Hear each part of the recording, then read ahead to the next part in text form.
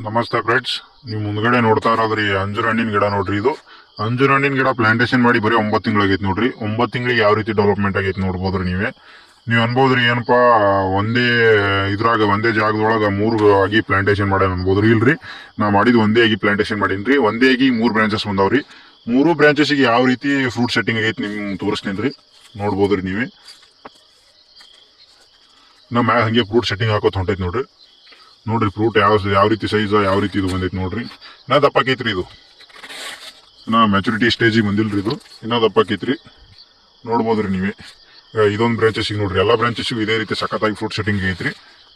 ಅಂಜೂರ ಹಣ್ಣಿನಿಂದ ಭಾಳ ಬೆನಿಫಿಟ್ ಐತ್ರಿ. ಅಂಜೂರ ಹಣ್ಣು ತಿನ್ನೋದ್ರಿಂದ ಇಮ್ಯುನಿಟಿ ಬೂಸ್ಟ್ ಆಕೈತ್ರಿ, ನಿಮ್ ಬೋನ್ ಸ್ಟ್ರಾಂಗ್ ಆಕಾವ್ರಿ, ಬ್ಲಡ್ ಶುಗರ್ ಕಂಟ್ರೋಲ್ ಮಾಡ್ತೈತ್ರಿ. ಇನ್ನೂ ಅನೇಕ ರೀತಿಯಿಂದ ಬೆನಿಫಿಟ್ಸ್ ಭಾಳ ಅದಾವ್ರಿ ಅಂಜೂರ ಹಣ್ಣು ತಿನ್ನೋದ್ರಿಂತ್ರಿ. ಮತ್ತ ಇದು ನಾವು ನಮ್ಮ ಫ್ರೂಟ್ ಎಸ್ಟೇಟ್ ಒಳಗೆ ಯಾವ ರೀತಿ ಬೆಳೆದಿವಪ್ಪ ಅಂತಂದ್ರೆ, ನಮ್ಮ ಫಾರ್ಮ್ ಒಳಗ ಇದು ನಾವು ಪ್ಯೂರ್ಲಿ ಆರ್ಗ್ಯಾನಿಕ್ ಮೆಥಡ್ ಒಳಗೆ ಬೆಳೆದಿವಿ ನೋಡ್ರಿ. ಆರ್ಗ್ಯಾನಿಕ್ ಬಿಟ್ಟು ಬೇರೆ ಯಾವ್ದೇ ರೀತಿ ಫರ್ಟಿಲೈಸರ್ ನೋಡಿಲ್ರಿ. ನಾವು ಪ್ರತಿಯೊಂದು ಗಿಡಕ್ಕೆ ನಮ್ಮ ಫಾರ್ಮ್ ಒಳಗೆ ಎಷ್ಟು ಗಿಡ ಅದಾವ, ಪ್ರತಿಯೊಂದು ಗಿಡಕ್ಕೆ 15 ದಿನಕ್ಕೊಮ್ಮೆ ಜೀವಾಮೃತ ಕೊಡ್ತೀನಿ.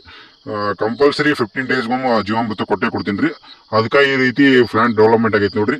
ಮತ್ತೆ ಈ ಅಂಜೂರ ಹಣ್ಣಿನ ಗಿಡದ ಬಗ್ಗೆ ಏನಾದ್ರು ಇನ್ಫಾರ್ಮೇಶನ್ ಬೇಕಾಗಿತ್ತಂದ್ರೆ ನನ್ನ ಫೇಸ್ ಫಾಲೋ ಮಾಡ್ರಿ, ಮತ್ತೆ ಈ ವಿಡಿಯೋ ಕೆಳಗೆ ಕಮೆಂಟ್ ಮಾಡ್ರಿ. ನಾ ಅದ್ರ ಬಗ್ಗೆ ಖಂಡಿತವಾಗಿ ತಿಳಿಸ್ಕೊಡ್ತೀನಿ ಫ್ರೆಂಡ್ಸ್. ಓಕೆ, ಬಾಯ್.